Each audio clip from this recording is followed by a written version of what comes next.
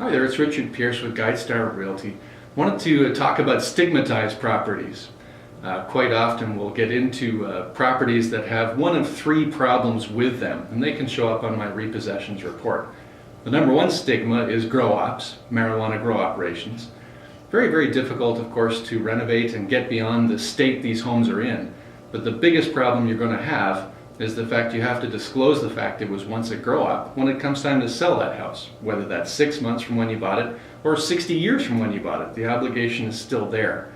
And it's a big one. A lot of people don't want to look at a property that was used to grow marijuana. They're worried that it's got mold in it. They're worried that the biker gangs are going to come knocking at your door. It's a big problem and can result in a large loss in value to the property.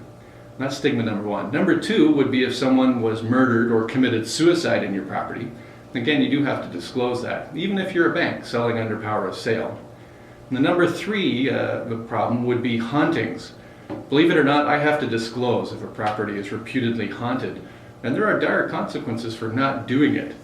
A funny story that I recount to my buyer clients occurred in the United States, New York State as a matter of fact, where a buyer client purchased a property, moved in, but had some serious problems with the house after they got in there. They couldn't sleep at night. Things were going bump in the night, and they ended up actually moving to a motel. It got so bad.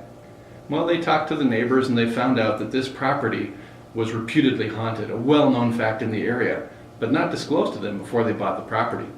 Well, they decided to get a lawyer and they sued the previous owner. It went all the way to New York State Supreme Court, where they won $1.3 million in damages for loss of use and enjoyment of the house and health problems, that sort of thing. $1.3 million. Now this started a precedent, of course, and everyone perked up and noticed in North America when this happened. And in fact, there was another buyer client in New York State who read this article and said, hey, wait a minute, this rings a bell. I remember when we moved in, the welcome wagon lady showed up with a basket of goodies and said, did you know that the previous owner said she lived with a friendly ghost in this house for many years? And they're thinking, $1.3 million, here we go. So they, in fact, did go to court. They sued the previous owner, went all the way up to Supreme Court, where the judge asked them to stand up, and they said we couldn't live in the house, loss of use and enjoyment, all these hassles.